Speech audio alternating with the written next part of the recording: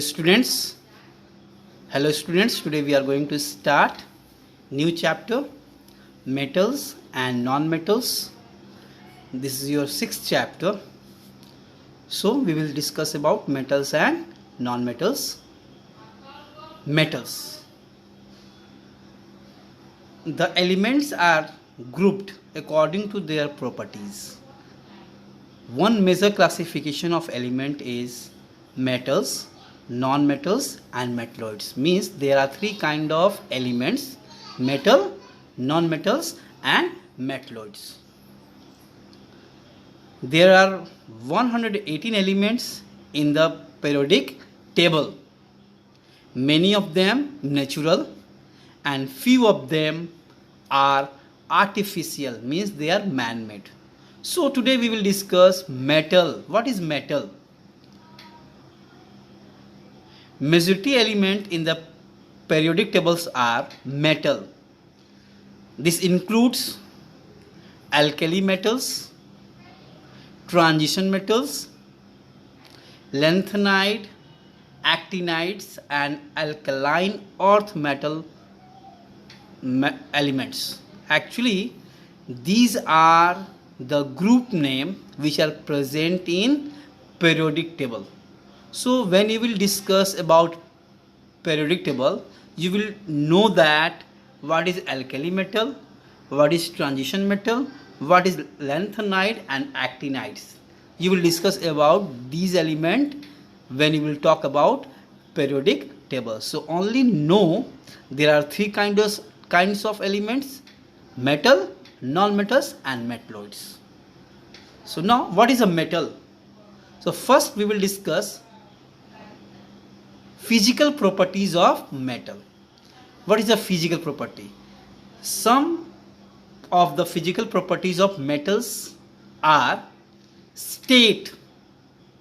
Metals are solid at room temperature with exception of mercury, which is liquid at room temperature. Yes, my dear students, all metals are present in solid state, but mercury is present in liquid form.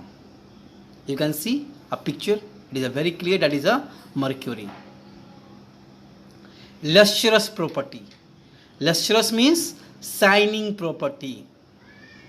The metal have the quality of reflecting light from its surface and it can be polished like gold, silver, copper, iron, even zinc also. They have a shiny surface, means shiny property is called lustrous property.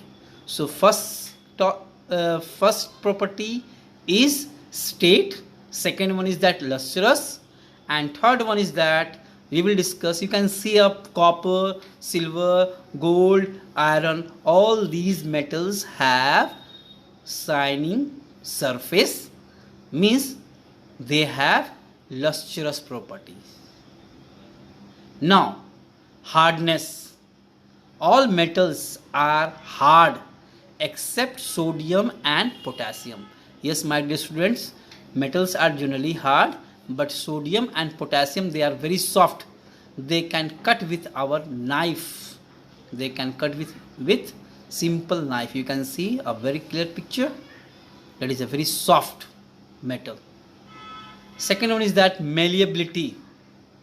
Metals have an ability to withstand hammering and can be made into thin sheet known as foil. Yes, that is a properties of metal which can be hammered, into thin sheet. And because of these property, metal can be used for making foil like aluminium foil, silver foil. You can see the malleability of gold is highest, and next one is that silver. First malleable property is that gold, and after that silver have. You can see how gold is hammered into thin sheet, means that is showing malleable properties. Ductility.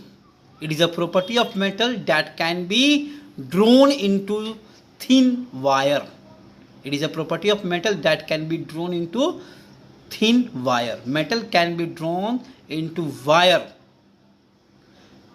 You know, 100 gram of silver can be drawn into a thin wire about 200 meters. Only 100 gram, with the help of 100 grams silver, you can make 200-meter long wire. So this, why it happening? Because of ductility properties. Next one is that conduction. Metals are good conductor of electricity because they have free electrons. And what is a free electrons? Actually their electron can move. We have discussed what is electron, proton, neutron. So electrons are negatively charged particle. They can move from one place to another. Because of moving electron, they can conduct electricity.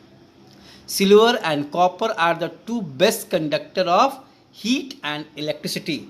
Lead is the poorest conductor. Lead is the poorest conductor. Please note down in your copy. Lead is the poorest conductor. And gold and silver, and after that copper is the best conductor of electricity. Bismuth, mercury and iron are also poor conductor. Actually they are conductor, but they are poor conductor comparison to gold, copper and silver. You can see why copper is using for making wire, because they are good conductor of electricity. Now we will discuss about non-metals. So we have discussed 5 and 6 properties, physical properties of metal. Now we will discuss about physical properties of non-metal. The first one is that physical state. Most of non-metal exist in 2 of 3 state of matter at room temperature: gaseous and solid. Actually non-metals are found in all 3 states: solid, liquid and gas. But generally they are found in 2 states: gas and solid. And few of them they are found in liquid state. Example is that bromine, liquid bromine. You can see the yellowish liquid, that is example of bromine. This is a bromine, liquid bromine, because bromine is found in liquid state. That is a non-metal. Non-malleable and ductile. Yes my dear students, non-metal are brittle. That's why they cannot be hammered into thin sheet, and they cannot be drawn into thin wire. Means they cannot use for making foil and wire because of non-malleable and non-ductiles. Means non-metals are non-malleable and non-ductiles. And non-lustrous. These have no metallic lustrous. Yes my dear students, metal have lustrous property, but non-metals have not any lustrous property, but few of them have lustrous. Exceptionals are, you can see, diamond, graphite and iodine ball. You can see a very small granules is there in pot, that is iodine ball. These are the non-metal which have shiny property. Otherwise generally all non-metals have dull surface. They do not have lustrous property. Conduction. They are poor conductor of heat and electricity. Yes my dear students, metals, non-metals are poor conductor of heat and electricity, but exceptional. Graphite is a conductor of electricity. Graphite, just keep it in your mind. Non-metals are poor conductor of heat and electricity, but in the case of electricity, graphite is a conductor of electricity. They are non-metal, but it can conduct electricity. Why it can conduct, you will discuss about in higher classes. Melting and boiling point. Non-metal has low melting point comparison to metals. The metals have high melting point and high boiling point compared to non-metals. Now finally we'll talk about differentiation between metals and non-metals. It is a very small table is given. You can see first property is that appearance. You can see appearance. What is appearance? Shiny and dull. Metal have shiny property, means they are lustrous. Non-metals are non-lustrous, dull. Hardness.